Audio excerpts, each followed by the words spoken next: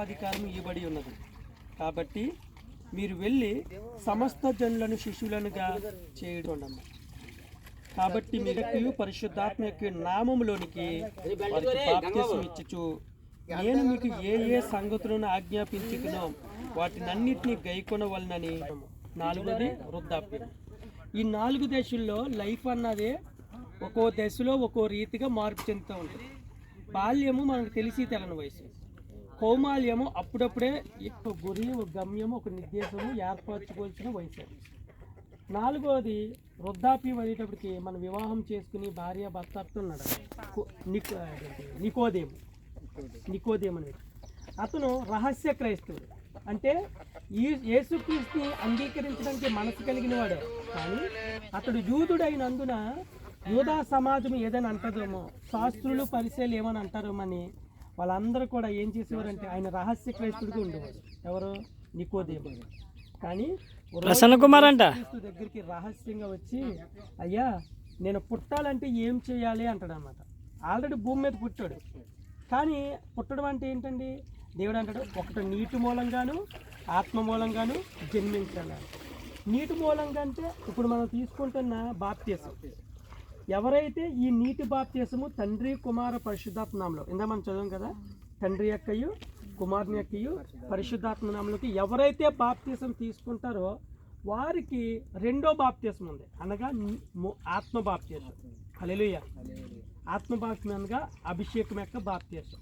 అంటే ఎవరైతే ఈ యొక్క నీటి బాప్తీసం ద్వారా తండ్రికి కుమారునికి పరిశుద్ధాత్మకి అంకితం అవుతారో దేవుడు వెంటనే వారిని పరిశుద్ధాత్మతో నింపుతాడన్నమాట. ఆమేన్. హల్లెలూయా. అర్థమైందండి? కాబట్టి దేవుడిని అంగీకరిస్తున్నామంటే నీతి చిత్తాన్ని జరిగిస్తున్నాడు. అందుకునే యోహాను దగ్గరికి, బాప్తిస్మ ఇచ్చే యోహాను దగ్గరికి యేసుక్రీస్తు నడుచుకుంటూ వచ్చినప్పుడు ఆయన బాప్తిస్మ ఇస్తుంటే యోహాను అంటాడు, నీ ద్వారా బాప్తిసం పొందవలసిన నేను, నా చేత నువ్వు బాప్తిసమము పొందుచున్నావా అంటాడు. అప్పుడు యేసుక్రీస్తు అన్న మాట, అయ్యా నీతి యావత్తు ఇలాగూ జరుగు నిమిత్తము మనకు తగినై ఉన్నదని. అంటే ఇది తీసుకుంటున్న ఈ కార్యం ఈరోజు మనం చూసాం, ఇంతమంది సేవకులు. కానీ ఈ రోజుని ఆయనకి స్థానం ఇచ్చి హృదయంలో ఇక నేను క్రీస్తు బిడ్డగా జీవిస్తాను, క్రీస్తు బిడ్డగా అంగీకరిస్తాను, ఇంకా ఆయన సాక్షిగా నేను జీవిస్తానని చెప్పి వాళ్ళందరూ కూడా ఒక తీర్మానం తీసుకుని ఎవరి చిత్తాన్ని జరిగిస్తున్నారు? ఇప్పుడు దేవుని చిత్తాన్ని. అంటే నీతి చిత్తాన్ని మన జీవితంలో నేను ఘటన ఏంటంటే ఇదే. మనం పెరిగాము, ఈ 4 దశల్లో మనం పెరుగుతామండి. తింటాము, తాగుతాము, ఎంజాయ్ చేస్తాం, భార్య భర్త పిల్లలు కుటుంబం ఫ్యామిలీ అన్నీ ఉంటారు. కానీ దేవుడికి ఇష్టమైన కార్యం ఇది అన్నమాట.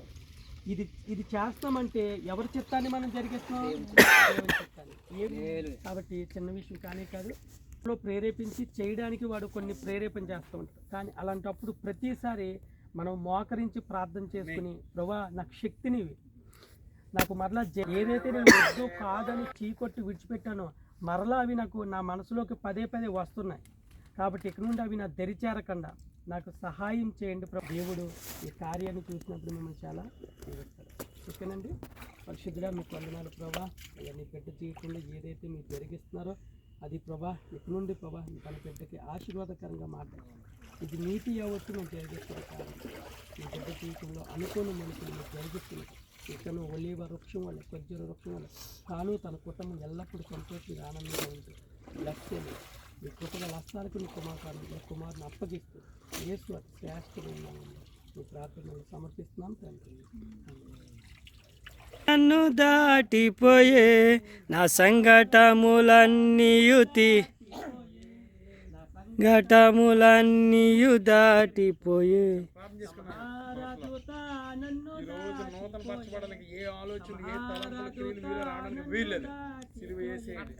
గొర్రె పిల్ల విలువైన రక్తములో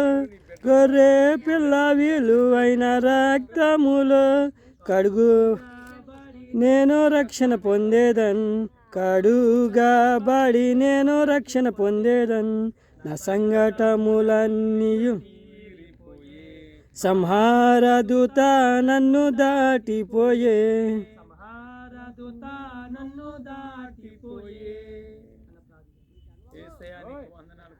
అయ్యా ఈ దినమునైనా ఎంతో విలువైంది ప్రభు.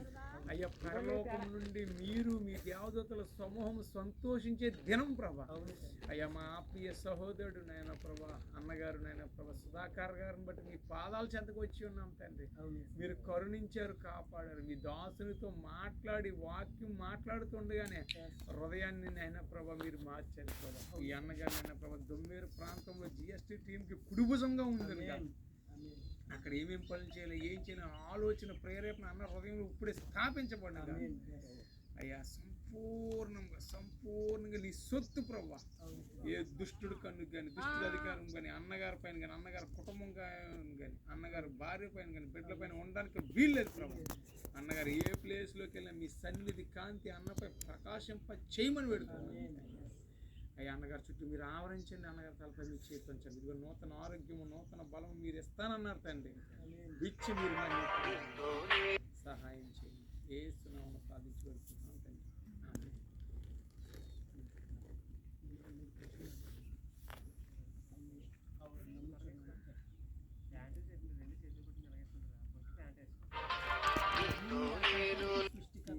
గమనేలు గారు ఈ బాప్తీస కార్యక్రమాన్ని ఎవరు బలవంతంగా కాకుండా నా స్వచ్ఛందంగానే నా హృదయాన్ని ప్రభువుకి అప్పగించి తీసుకుంటున్నానని నమ్ముచున్నావా?